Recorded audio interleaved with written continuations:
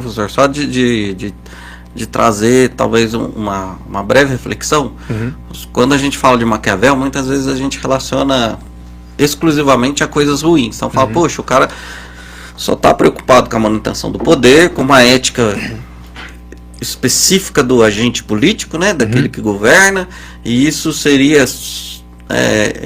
predominantemente ruim, né, no sentido que é um governante então que vai enganar, que vai... E não né? E não é. E eu acho que, por exemplo, uma coisa que eu vejo na política atual, muitas vezes a pessoa então projeta, por exemplo, um político, ele tem que ser sincero.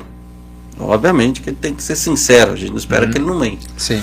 Mas não necessariamente é um bom político aquele que fala o que pensa, o que vem à cabeça na hora que dá na cabeça. A gente já viu isso, não deu certo. Exatamente. Por quê? Porque ele tem um cargo institucional em que aquele né, o cargo é uma representatividade. Então muitas vezes ele vai ter que pesar a fala dele com aquilo que vai ter efeito a fala dele. Então o Maquiavel seria um bom conselheiro no sentido, olha, nessa situação não é a ética do seja mais verdadeiro possível, não, seja responsável. A responsabilidade ali do que você política fala, né? do seu ato pesa mais do que a questão ética do ser o mais sincero possível. Sim. Né? Então os governantes, às vezes, em situações de crise, em muitas situações ele tem que pesar o que ele vai dizer, o que ele vai comunicar, para poder orientar bem a população. Né? E isso que você está falando é extremamente importante, porque Maquiavel não foi aquele que do nada teve as ideias na cabeça e foi, né, sistematizando o livro. Pelo contrário, ele estudou vários principados, reinados e percebeu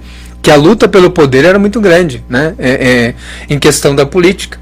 E aí ele fez um compilado de todo o estudo, viagens e observações que ele percebeu, e aí ele montou o livro O Príncipe, e ali ele colocou, né, é o seguinte: quando eu coloco melhor ser temido do que amado, eu estou dizendo que o povo é muito volúvel.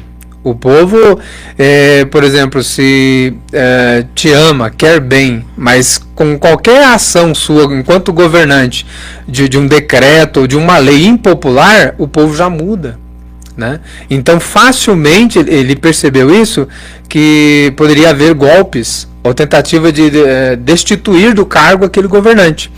Então ele cunhou aquela ideia que um governante ele deveria ser aquele que nas ações dele impusesse ou o medo, se fosse necessário, ou o respeito ou o carinho por ele, porque ele estava zelando pela estrutura da máquina pública, né, do poder, da frente ali do reinado. Então, lançando mão disso, é muito comum às vezes a gente achar que é pura e simplesmente negativo. É aquele que entrou lá só para fazer maldade. Não, ele está falando que seria como se fosse a engenharia que mantém a estrutura de pé. Quem? O governo. A sistemática que impõe e que está em jogo ali. Então, quando ele fala isso, ele vai dizer que até mesmo aqueles que amam são capazes de trair, porque o povo é muito volúvel. Né? Conforme o vento, eles estão ali inclinados. Mas qualquer medida impopular ou coisas que afete o pessoal, o íntimo, a família, já pode mudar ali. E isso tudo é uma coisa, é um castelo de cartas, né? É um castelo de areia. Com certeza. E assim, até fazendo uma menção ao Cláudio Adão aí, que mandou um recado para nós aí, eu trabalhei um tempo com ele, né, na Câmara.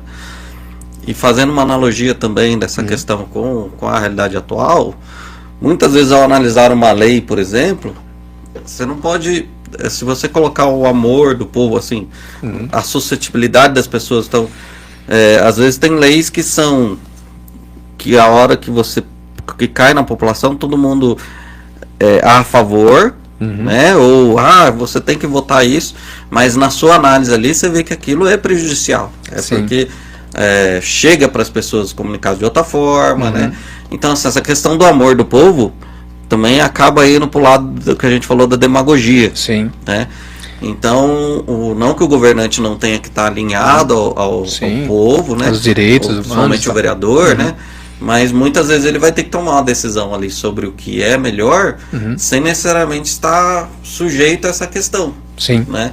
Então entra um pouco do Maquiavel aí, né? De maneira sutil, mas entra. Tipo, olha, não vai ficar feito ao amor do povo, porque daí você vai votar da maneira que o povo sempre quer, uma hora você vai votar até uma coisa prejudicial, né, ao próprio povo. Só para agradar Só para agradar, e depois de repente o povo vai perceber e falar, agora vai te odiar.